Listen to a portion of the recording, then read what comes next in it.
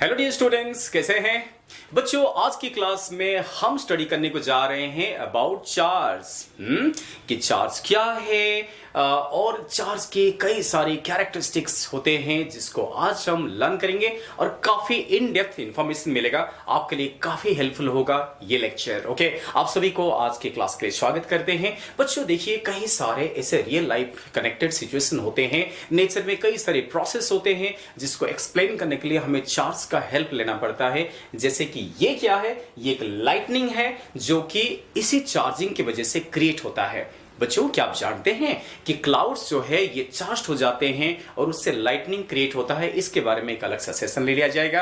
आज का सेशन शुरू कर लेते हैं बच्चों। चार्ज क्या है बच्चों, अगर हम चार्ज को डिफाइन करना चाहेंगे तो ये एक बेहतरीन डेफिनेशन है। देखिए यहां पे कैसे रिप्रेजेंट किया गया है कि चार्ज क्या है। What is charge? Charge is the intrinsic. बच्चों इस वर्ड पे ध्यान दीजिए। इंट्रिंसिक का मतलब क्या होता है बच्चों? इंट्रिंसिक का मतलब है internal characteristic. Okay, so charge is the intrinsic characteristic of A particle which is responsible for various electric and magnetic phenomena. बच्चों बिना चार्ज में कैसे हो सकता है इलेक्ट्रिक फिनोमेना और मैग्नेटिक फिनोमेना कैसे हो सकते हैं? तो चार्ज ही उसके लिए रिस्पांसिबल है। और इंट्रिंसिक का मतलब क्या होता है? सो बच्चों इंट्रिंसिक कुछ ऐसा है, आप इसको इंटरनल सोच सकते हैं। इंट्रिंसिक का मतलब है इंटरनल, ठीक है। एक पार्टिकल का इंटरनल प्रॉपर्टी होता है, इंट्रिंसिक प्रॉपर्टी होते हैं। बच्चों वैसे ना पार्टिकल के मोस्टली 3 इंटरनल प्रॉपर्टी होते हैं। कोई भी पार्टिकल के चार्ज, मास और स्पिन, ये तीनों को इंट्रिंसिक कैरेक्टरिस्टिक हम कंसीडरेशन कर सकते हैं। तो स्टूडेंट्स अगर हम चार्ज को ऐसे डिफाइन किए हैं तो बच्चों आप जानते हैं कि चार्ज को हम कितने टाइप में डिवाइड कर सकते हैं। ये तो बच्चे को बताया है ना। सो चार्ज को हम डिवाइड कर सकते हैं पॉजिटिव चार्ज, बच्चे को पता है, और ये कौन सा है? Negative charge. ओके, जैसे कि प्रोटॉन का चार्ज क्या होता है? पॉजिटिव होता है। अगर प्रोटॉन का चार्ज लिखना चाहते हैं तो आप यहां पे लिख सकते हैं। क्या कौन बोलेगा? What is the charge of proton? What is the charge of proton? Students proton का चार्ज को हम ऐसा एक्सप्रेस कर सकते हैं 1.6 into 10 to the power -19। ये मैं SI यूनिट में बता रहा हूं। This coulomb. स्टूडेंट्स कूलम एक ग्रेट साइंटिस्ट है जिन्होंने चार्ज के बारे में काफी कुछ जो है एक्सपेरिमेंटल इंफॉर्मेशन दिया। चार्ज जो इंटरैक्ट होते हैं ना उसके बारे में काफी कुछ इंफॉर्मेशन दिया है। आपने सुना होगा कि लाइक चार्जेस रिपेल करते हैं और अनलाइक चार्जेस अट्रैक्ट करते हैं। ये कूलम्स लॉ से ही आया है। तो कूलम को रेस्पेक्ट देते हुए चार्ज के यूनिट को कूलम बना लिया गया है। और ये जो वैल्यू है, प्रोटॉन का चार्ज पॉजिटिव होता है या नेगेटिव होता है? ये पॉजिटिव में आएगा। ओके, सिमिलरली अगर आप बोलेंगे चार्ज ऑफ इलेक्ट्रॉन कितना होगा? चार्ज ऑफ इलेक्ट्रॉन को हम ऐसे एक्सप्रेस करेंगे, जो प्रोटॉन का चार्ज है वही इलेक्ट्रॉन का चार्ज है। That means 1.6 into 10 to the power -19 coulomb ही लिखेंगे। ओके, बट इसको प्लस में नहीं। इलेक्ट्रॉन का चार्ज क्या प्लस होता है? नहीं, इलेक्ट्रॉन का चार्ज माइनस होता है। तो ये वैल्यू इसको माइनस में लिखा गया। और आप इसको शॉर्टकट में लिख सकते हैं, मतलब आप इसको सिंबॉलिक फॉर्म में लिख सकते हैं। ये जो वैल्यू दिख रहा है, ब्रैकेटेड क्वांटिटी दिख रहा है, इसको E में डिनोट करेंगे तो इलेक्ट्रॉन का चार्ज क्या हो जाएगा? -E हो जाएगा, है ना। आपने देखा होगा E का मतलब क्या है। ये जो ब्रैकेटेड क्वांटिटी दिख रहा है दैट मींस 1.6 into 10 - 19 कूलम को मैं E में रिप्रेजेंट कर रहा हूं। इलेक्ट्रॉन का चार्ज अगर -E हुआ तो प्रोटॉन का चार्ज कितना होगा? इसको आप क्या लिख सकते हैं? +E। तो इलेक्ट्रॉन का चार्ज -E और प्रोटॉन का चार्ज क्या है? +E है। तो इसी तरीके से हम चार्ज को डिफाइन कर सकते हैं, राइट। चलिए अगर ये आपको समझ में आ गया है तो नेक्स्ट चलते हैं चार्ज के कई सारे अलग अलग कैरेक्टरिस्टिक्स। ओके बच्चों, चार्ज स्केलर या वेक्टर है? चार्ज क्या है, स्केलर या वेक्टर? चार्ज जो है वेक्टर नहीं है, charge is a scalar quantity. और इसके कई सारे मजेदार कैरेक्टरिस्टिक्स होते हैं, उसको लर्न करना चालू कर लेते हैं। सो क्या क्या कैरेक्टरिस्टिक्स है? तो यहां पे हम एक्सप्रेस करते हैं characteristics of charge. Characteristics of charge वो कौन से इंपॉर्टेंट कैरेक्टरिस्टिक्स है? स्टूडेंट्स सबसे पहले एक बहुत ही इंपॉर्टेंट कैरेक्टरिस्टिक्स को हम एक्सप्लेन करेंगे और वो है कि चार्ज जो है ये बिना मास में एग्जिस्ट नहीं कर सकता। चार्ज कैनॉट एग्जिस्ट विदाउट मास। ओके, मैं क्या बोलना चाहता हूं, पहला कैरेक्टरिस्टिक्स को आपके सामने लाते हैं। चार्ज कैन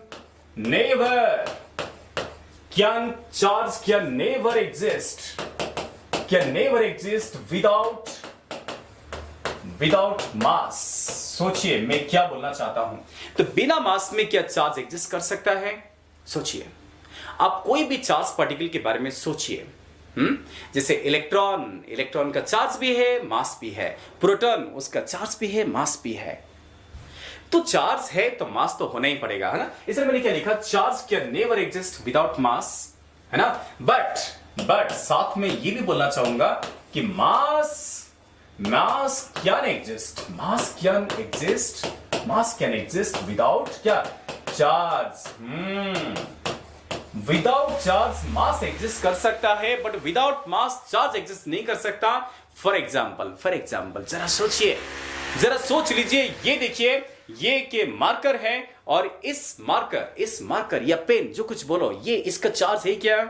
सोचिए, ये पेन क्या है? न्यूट्रल है। ये पेन न्यूट्रल है बिकॉज इसमें नंबर ऑफ इलेक्ट्रॉन्स और नंबर ऑफ प्रोटॉन्स क्या है, सेम है। तो इसका मास तो है पर इसका चार्ज नहीं है। इसका मास तो है पर इसका चार्ज नहीं है। सपोज मैंने और एक बॉल ले लिया। ये एक बॉल है। देखिए, इस बॉल का भी वही हालत है जो इसका हालत है, इसका वही हालत है। इसका मास तो है, बॉल का मास तो है, बट इसका चार्ज नहीं है बिकॉज ये न्यूट्रल है। इसमें नंबर ऑफ प्रोटॉन्स और नंबर ऑफ इलेक्ट्रॉन्स क्या है, सेम है। तो मास कैन एग्जिस्ट विदाउट चार्ज। ये मास है, ये बॉल है और ये चार्ज नहीं है। So mass can exist without charge. तो विदाउट चार्ज मास एग्जिस्ट कर सकता है, बट विदाउट देखो, सोचो, इसके बारे में सोच लीजिए। तो मैंने आपको एग्जांपल बताया, जैसे कि फॉर एग्जांपल हम जब इलेक्ट्रॉन का एग्जांपल लेते हैं। सो फॉर एग्जांपल, जैसे इलेक्ट्रॉन का अगर हम नाम लेते हैं, तो इलेक्ट्रॉन एक पार्टिकल है, तो इसका मास भी है, चार्ज भी है ना। इसका मास कितना है? इलेक्ट्रॉन का मास है 9.1 इंटू 10⁻³ किलोग्राम। ये इलेक्ट्रॉन का मास है। और इलेक्ट्रॉन का चार्ज अभी भी मैं आपको बताया, इलेक्ट्रॉन का चार्ज को -e लिखा था। -e का मतलब है 1.6 इंटू 10⁻⁻19 कूलम। बात को समझिए। सो दैट मींस इलेक्ट्रॉन ऐसा पार्टिकल है जिसका चार्ज भी है और मास भी है। चार्ज होगा तो मास को होना ही पड़ेगा। देखो, चार्ज है तो मास को होना ही पड़ेगा, बट मास है तो चार्ज हो भी सकता है, नहीं भी हो सकता है। मास है, बॉल है तो बॉल चार्ज भी हो सकता है, न्यूट्रल भी हो सकता है। आप समझ पा रही क्या नहीं? बॉल है तो बॉल का मास तो होगा, बट इसका चार्ज हो भी सकता है, नहीं भी हो सकता है। बात को समझे। इसलिए इस लाइन को हमेशा ध्यान में रखिए कि charge can never exist without मास।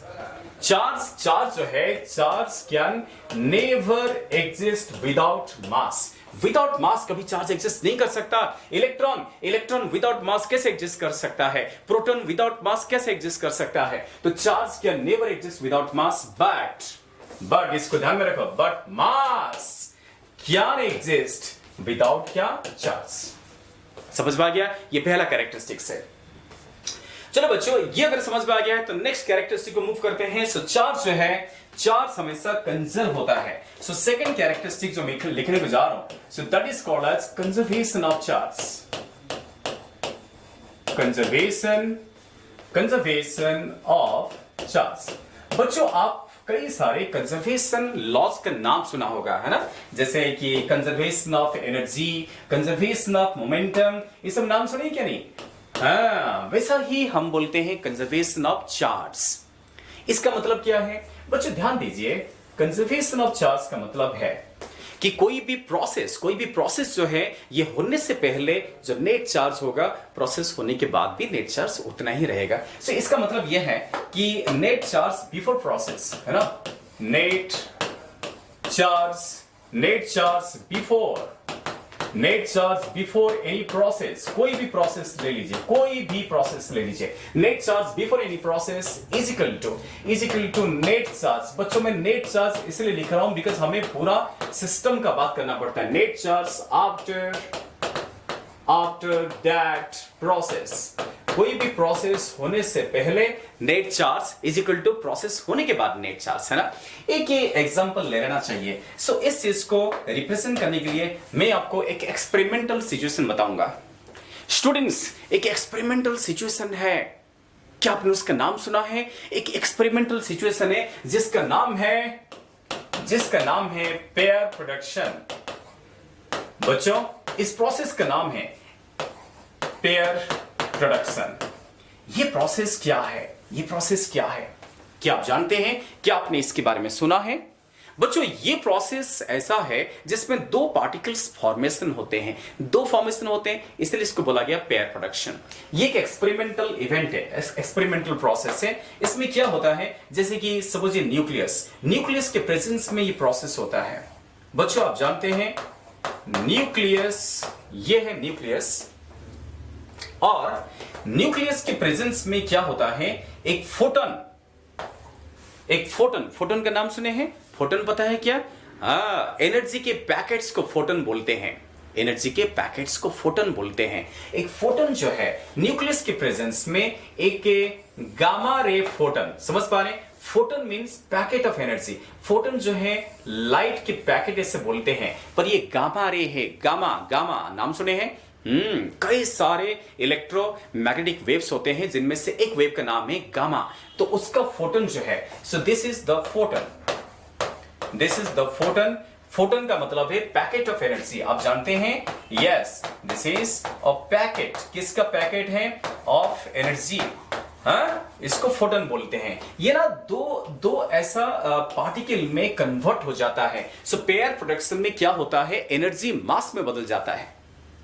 वो आइंस्टाइन का रिलेशन याद करो। आइंस्टाइन का रिलेशन क्या है? E is equal to mc square.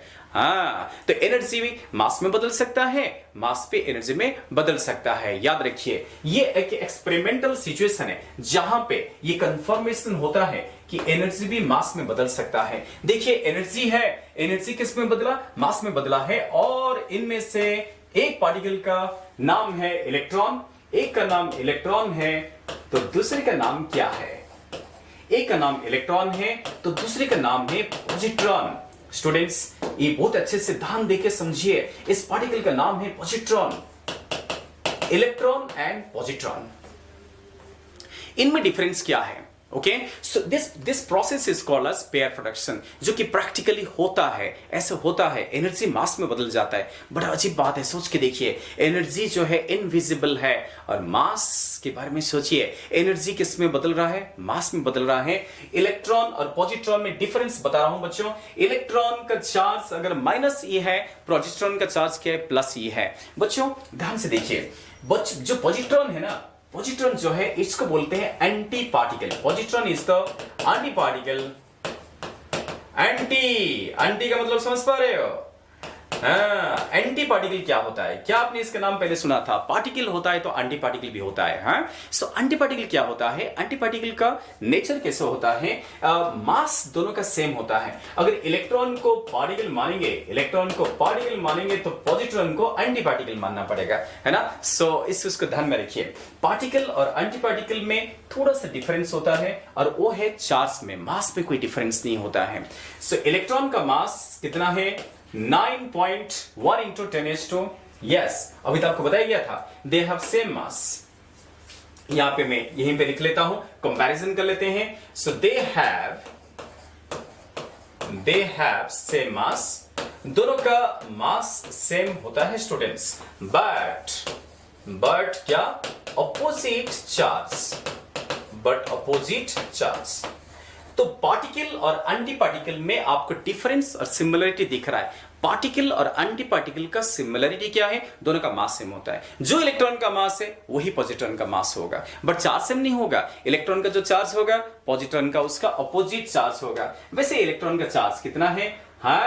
Electron का चार्ज है -e, तो पॉजिट्रॉन का चार्ज क्या है? +e।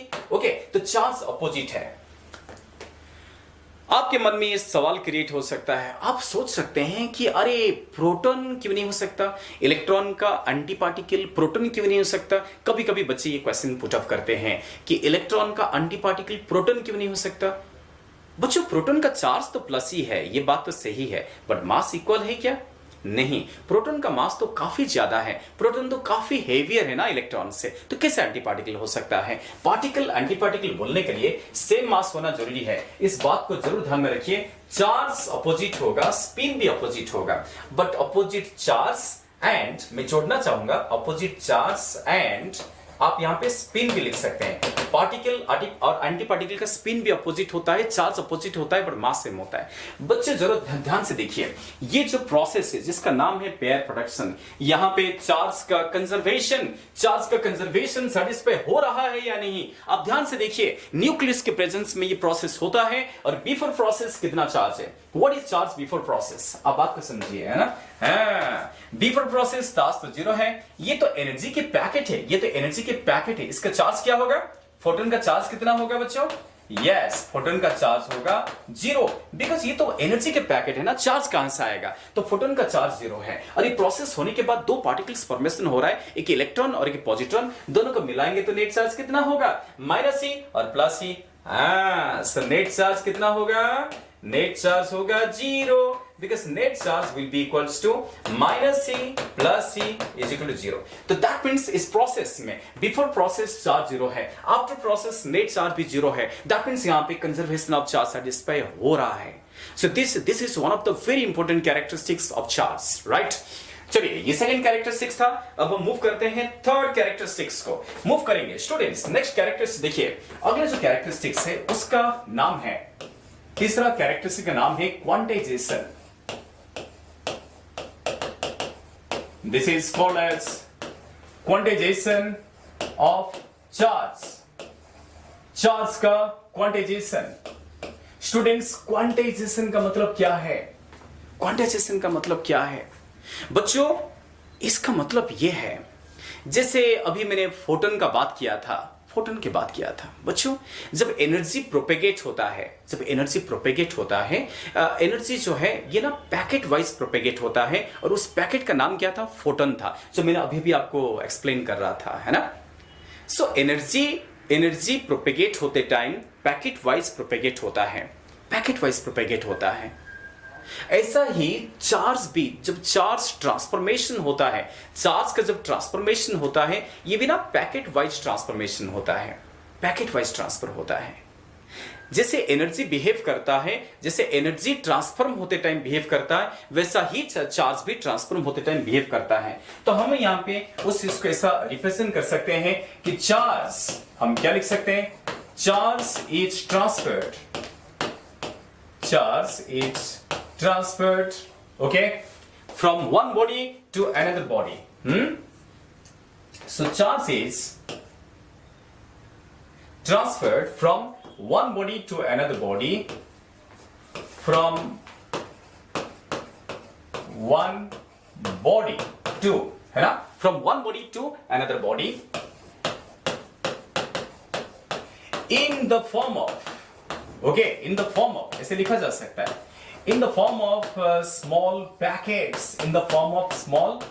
packets, और each पैकेट क्या रिप्रेजेंट करेगा?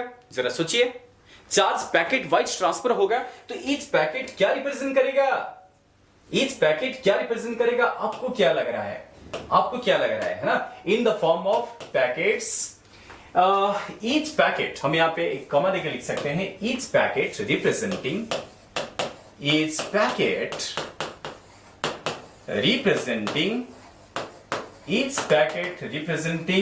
an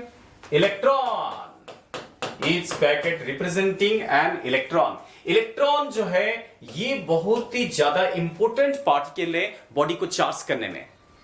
कोई भी बॉडी जब चार्ज होता है उस प्रोसेस में इलेक्ट्रॉन का इंपॉर्टेंस ज्यादा है बच्चों। और एक बार सोच लीजिए क्या लिखा है, charge is transferred from one body to another body in the form of small packets, each packet representing electron.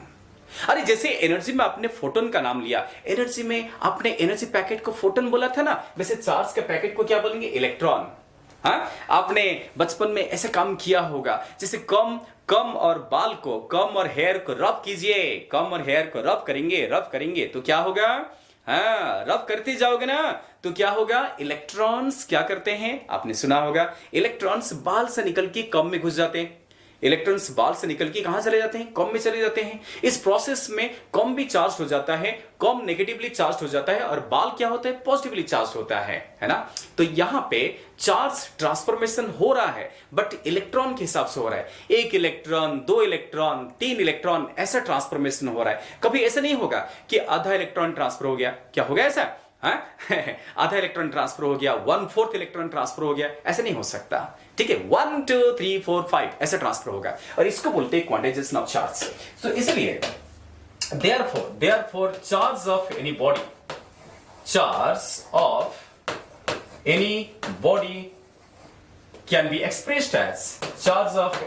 can be expressed as Q is equal to plus P हो सकता है, माइनस P हो सकता है ना, plus minus any. किसी भी body का चार्ज को हम ऐसा एक्सप्रेस कर सकते हैं। बच्चों यहाँ पे n क्या है, n is equal to number of electrons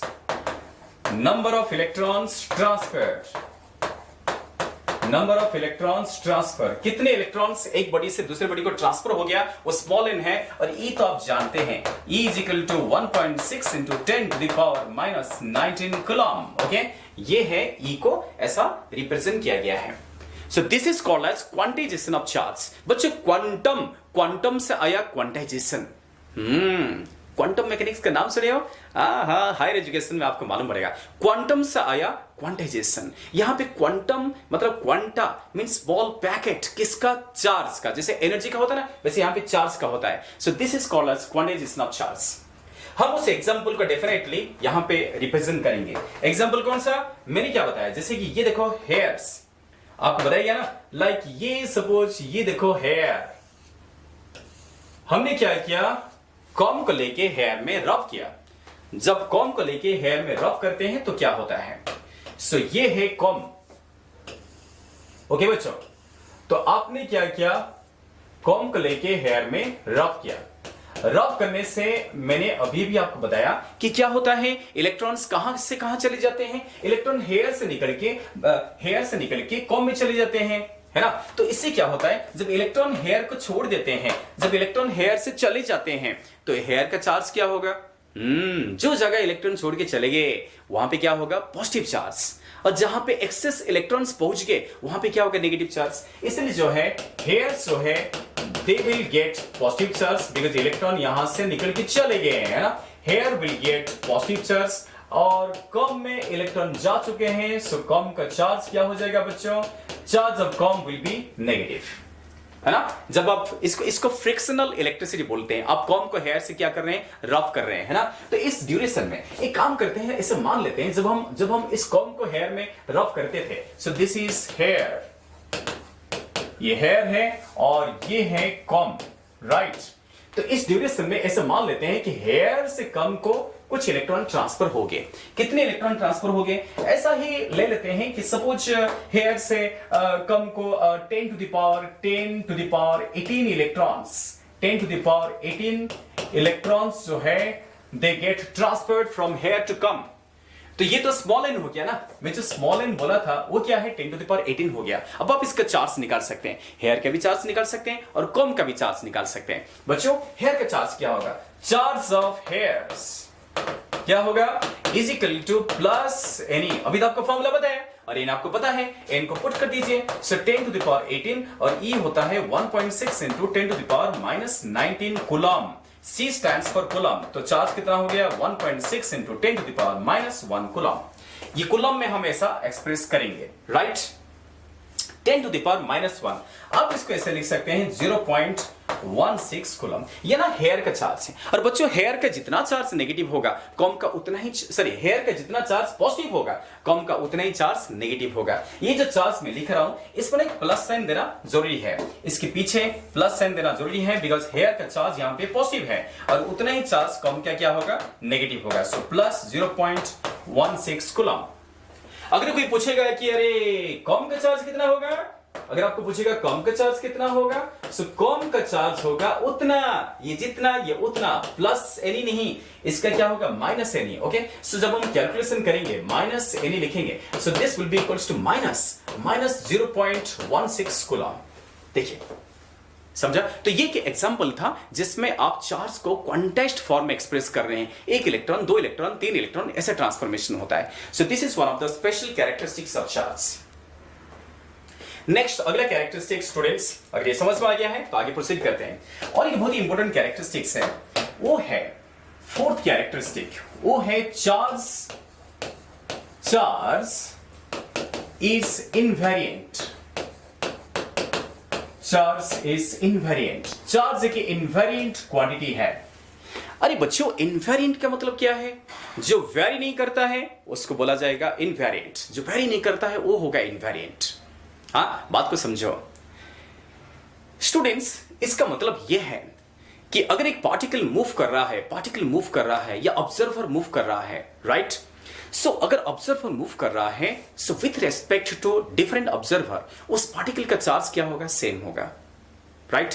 जैसे सपोज ये एक इलेक्ट्रॉन है, दिस इज द इलेक्ट्रॉन। हमने अभी भी क्या किया? एक्सप्रेस किया कि इलेक्ट्रॉन का चार्ज माइनस ई है, charge of electron is minus E, right?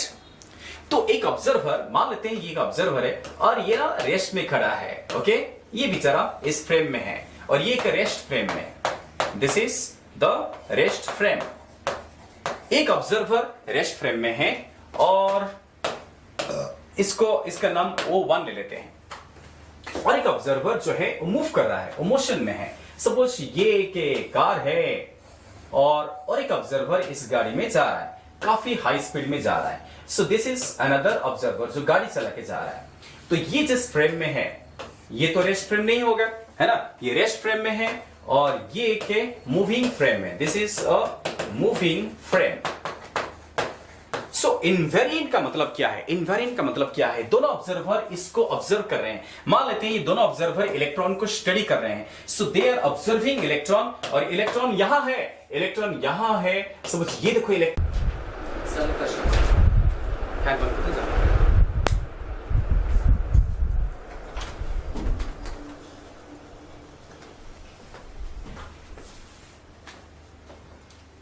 तो ये जो चार्ज है, ये जो इलेक्ट्रॉन है, इस इलेक्ट्रॉन को ये ऑब्जर्वर भी देख रहा है, ये ऑब्जर्वर भी देख रहा है ना बच्चों?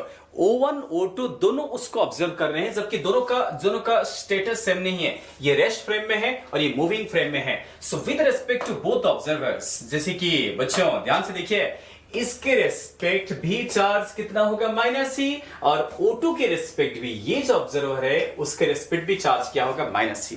तो इसको बोलते हैं invariant. So with respect to different observer electron का चार्ज बदल नहीं रहा है, आप समझ पा रहे हैं? तो इलेक्ट्रॉन का चार्ज जो है ये इनवेरिएंट है। सो इसको ध्यान में रखिए। तो बच्चों ये था फोर्थ कैरेक्टरिस्टिक्स। नेक्स्ट हम आगे बढ़ते हैं, अगला और एक बढ़िया कैरेक्टरिस्टिक्स है चार्ज का, which is called as, next देखिए फिफ्थ कैरेक्टरिस्टिक्स। हम यहां पे एक्सप्रेस कर रहे हैं कि एक्सेलरेटिंग चार्ज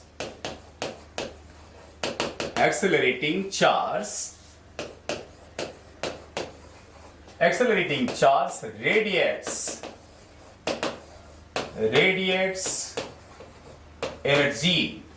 ओके, जब चार्ज एक्सेलरेट होता है तो एनर्जी क्या करता है? रेडिएट करता है। समझ पा रहे हैं? एनर्जी को रेडिएट करता है। तो इसका मतलब क्या है?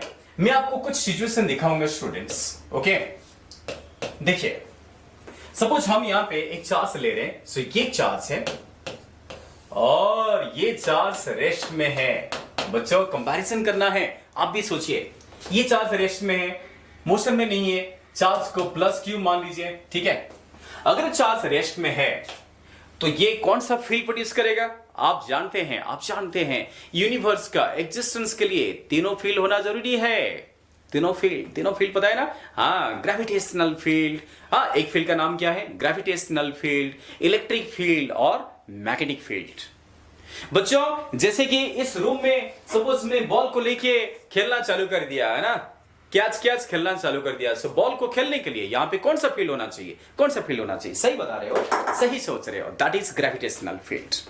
तो ग्रेविटेशनल फील्ड का सोर्स क्या है? मास है, अर्थ का ट्रेमेंडस मास है, तभी यहां पे ग्रेविटेशनल फील्ड है और हम कैच खेल पा रहे हैं। सो जैसे mass is the source of gravitational field, वैसा ही charge is the source of electric field. And magnetic field का सोर्स कौन है? Current is the source of magnetic field. आपने 10th स्टैंडर्ड में पढ़ा होगा magnetic effect of electric current, है ना। करंट है तो वहां पे मैग्नेटिक फील्ड प्रेजेंट होता है। तो स्टूडेंट्स यहां पे चार्ज है, यहां पे करंट नहीं है। करंट कब आएगा? जब चार्ज फ्लो होगा तब करंट आएगा। ओके, चार्ज तो रेस्ट में है ना, इसलिए यहां पे कौन सा फील्ड होना चाहिए? यस बच्चों, यहां पे सिर्फ इलेक्ट्रिक फील्ड होना चाहिए। So for this case electric field जो है E is the symbol of electric field. मैं काम करता हूं इलेक्ट्रिक फील्ड का सिंबल को E मान लेता हूं। हाँ, so E is not equal to 0, मतलब इलेक्ट्रिक फील्ड होगा बट जो मैग्नेटिक फील्ड है ना वो यहां पे नहीं होगा। मैग्नेटिक फील्ड का सिंबल जो है इसको B में रिप्रेजेंट करते हैं। So B will be equals to 0। तो बच्चों चार्ज रेस्ट में है, रेस्ट में तो मैग्नेटिक फील्ड कहां से आएगा? करंट ही नहीं है, समझे। अच्छा, अब हम क्या करते हैं और एक सिचुएशन को मूव करते हैं। अगर इसी चार्ज को मूव कर दिया जाए, जैसे कि ये +q चार्ज है, now it is moving with some velocity, but बच्चों इसका जो वेलोसिटी है ना ये कांस्टेंट है। अगर वेलोसिटी कांस्टेंट हो गया तो एक्सेलरेशन कहां से होगा, है ना। एक्सेलरेशन क्या होगा? 0 होगा। So velocity constant means acceleration क्या है? 0। तो चार्ज मुक्त कर रहा है बट ये एक्सेलरेटेड स्टेट में नहीं है, तो क्या होगा? तो इस केस में कौन सा फील्ड होगा बच्चों? हाँ, E is not equal to 0, electric field होगा, मैग्नेटिक फील्ड भी होगा, बट एनर्जी रेडिएट नहीं करेगा। यहां पे क्या लिखा है? Accelerating charge radiates energy. बच्चों पता है ये किसने बोला था? कौन से साइंटिस्ट का थ्योरी है? हाँ, ये है मैक्सवेल जो है, समझ पा रहे हैं? तो मैक्सवेल ये वाला जो कंसेप्ट है ये उन्होंने एक्सप्लेन किया। सो E 0 नहीं है, B 0 नहीं है, दैट मींस चार्ज क्या मूव करने लगा ना। तो ये पहला केस है, फर्स्ट केस, और ये दूसरा केस। अब मैं लूंगा तीसरा केस। थर्ड केस में क्या करेंगे? चार्ज को एक्सेलरेट करेंगे। अगर ये वही चार्ज है और मूव करने लगा है बट उसके वेलोसिटी कांस्टेंट नहीं है, V is not equal to constant, velocity constant नहीं है, वेलोसिटी वेरी कर रहा है। So acceleration will be not equal to 0। That means ये चार्ज पार्टिकल अब ये एक्सेलरेट होने लगा है। अगर चार्ज एक्सेलरेट होने लगेगा तो क्या होगा? हाँ, मुक्त कर रहा है तो इसलिए यहां पे इलेक्ट्रिक फील्ड भी होगा। दैट मींस यहां पे E is not equal to 0, B is not equal to 0, but with radiation यहां पे चार्ज पार्टिकल जो है रेडिएट करेगा, इलेक्ट्रोमैग्नेटिक वेव्स रेडिएट करेगा। ओके, मैक्सवेल इलेक्ट्रोमैग्नेटिक वेव्स के बारे में काफी कुछ रिसर्च किए हैं, काफी सारे बढ़िया थ्योरी दिए हैं, आपको आगे मालूम पड़ेगा। और यहां पे मैं लिखूंगा विदाउट रेडिएशन, यहां पे लिखना पड़ेगा विदाउट रेडिएशन, क्योंकि चार्ज पार्टिकल एक्सेलरेट हुआ नहीं तो रेडिएशन प्रोड्यूस नहीं करेगा। बच्चों देखिए ये तीनों केसेस को हमने कैसे कंपैरिजन कर लिया है ना। तो ये केस है, ये फर्स्ट केस, ये सेकंड केस और ये थर्ड केस, राइट। ध्यान से देखिए, तो ये भी की स्पेशल कैरेक्टरिस्टिक्स है चार्ज का। और अगर ये समझ में आ गया तो सबसे सिंपल कैरेक्टरिस्टिक्स को मैं मूव करूंगा। बच्चों नेक्स्ट कैरेक्टरिस्टिक ये है, अगला कैरेक्टरिस्टिक्स क्या है कि like charges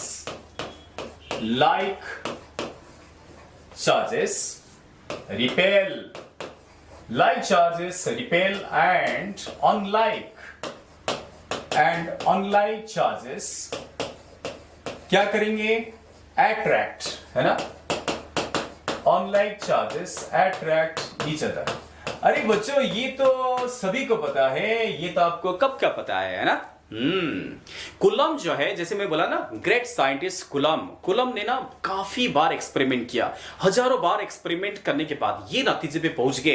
काफी सारे एक्सपेरिमेंट करने के बाद उनको ये कंक्लूजन मिला कि जो लाइक चार्ज होते हैं वो क्या होते हैं? रिपेल करेंगे, और अनलाइक चार्जेस क्या करेंगे? अट्रैक्ट ईच अदर, है ना। ये भी एक स्पेशल कैरेक्टरिस्टिक्स है। दैट मींस इसका मतलब क्या है? इसका मतलब है कि अगर हम क्या करते हैं, सपोज ये देखो, ऐसा दो चार्ज को सस्पेंड कर दिया और ये इससे डाइवर्स हो गया, है ना। तो ये लाइक होना चाहिए, अनलाइक होना चाहिए, है? क्या होना चाहिए? बिल्कुल सही है। अगर ये प्लस है, अगर ये पॉजिटिव है तो इसको भी क्या होना पड़ेगा? पॉजिटिव। है ना। और मैं और एक डायग्राम में देखिए मैं इनको पास पास दिखा रहा हूं, दैट मीन्स इसका मतलब क्या है, ये लाइक होना चाहिए या अनलाइक होना चाहिए। अगर ये पॉजिटिव है तो ये नेगेटिव है, तभी तो ये पास पास अट्रैक्ट हो रहे हैं। सो ये है अनलाइक सिचुएशन। और सिमिलरली अगर दोनों नेगेटिव हो गए फिर हमें वैसा ही डायग्राम बनाना पड़ेगा, है ना बच्चों। अगर ये भी नेगेटिव और ये भी नेगेटिव तो क्या करेंगे, रिपेल होंगे, दूर दूर चले जाएंगे, है ना। तो ये वाला कहानी है। So like charges repel each other and unlike charges attract each other. समझ पा रहे हैं। तो चलिए बच्चों, आज का ये सेशन में बड़े मजेदार तरीके से हमने चार्ज के अलग अलग कैरेक्टरिस्टिक्स को लर्न किया और आपको इस क्लास में बहुत ही बढ़िया से मालूम पड़ा कि चार्ज क्या होता है और चार्ज के अलग अलग कैरेक्टरिस्टिक्स क्या होते हैं। जैसे कि मैं आपको वन बाय वन बताता हूं। सबसे पहले हम यहां पे सबसे पहला कैरेक्टरिस्टिक्स, बच्चों देखिए सबसे पहला कैरेक्टरिस्टिक्स मैंने आपको क्या बताया। सबसे पहले आपको बताया था कि जो चार्ज होता है, ओके जो चार्ज होता है, charge can never exist without mass but mass can exist without charge. हाँ, ये पहला कैरेक्टरिस्टिक्स था। नेक्स्ट हमने जो कैरेक्टरिस्टिक्स लर्न किया that is conservation of charge. किसी भी प्रोसेस में चार्ज कंजर्व होता है, बिफोर आफ्टर चार्ज हमेशा सेम होता है और पेयर प्रोडक्शन इसका एक एग्जांपल था। उसके बाद हमने लर्न किया क्वांटाइजेशन ऑफ चार्ज। जब चार्ज ट्रांसफर होता है, एक बॉडी से और एक बॉडी को ट्रांसफर होता है तो पैकेट वाइज ट्रांसफर होता है। इस पैकेट को हम क्या बोलते हैं, इलेक्ट्रॉन बोलते हैं। और ये एक एग्जांपल था, हेयर को अगर हम कॉम्ब में रख पड़ते हैं तो क्या होगा, है ना। और उसके बाद मैंने बताया कि चार्ज इज इनवेरिएंट। अलग अलग ऑब्जर्वर के रेस्पेक्ट चार्ज कभी नहीं बदलता, इसको बोलते हैं इनवेरिएंट क्वांटिटी। और फिर मैंने आपको बताया कि एक्सेलरेटिंग चार्ज जो है ये एनर्जी रेडिएट करता है। ये एक्सेलरेटिंग नहीं है, ये एक्सेलरेटिंग नहीं है, ये एक्सेलरेटिंग है, तो इसलिए यहां पे लिखा गया है विथ रेडिएशन। यहां पे लिखा गया है विथ रेडिएशन और यहां है विदाउट रेडिएशन। ओके, ध्यान से देखिए। और उसके बाद हमने लास्ट को डिस्कस किया कि लाइक चार्ज रिपेल होते हैं और अनलाइक चार्ज अट्रैक्ट होते हैं। ठीक है, इसी तरीके से बच्चों लर्निंग बड़े मजेदार होना चाहिए और हमेशा पढ़ाई मजेदार तरीके से करते रहिए, मेहनत कीजिए, प्रैक्टिस कीजिए, हार्ड वर्किंग कीजिए, खुद पे भरोसा रखिए। आपके ब्रेन अनोखा है, आप बहुत ही यूनिक हो, आप बहुत कुछ कर सकते हो, बहुत ही अच्छे से काम कर सकते हैं। ओके, सो चलिए बच्चों, पढ़ाई को हमेशा मजेदार तरीके से ट्रीट कीजिए और पढ़ाई को कभी बर्डन मत लीजिए। ठीक है, सो नेक्स्ट क्लास मुलाकात होगा। ऑल द बेस्ट बच्चों, बाय, टेक केयर।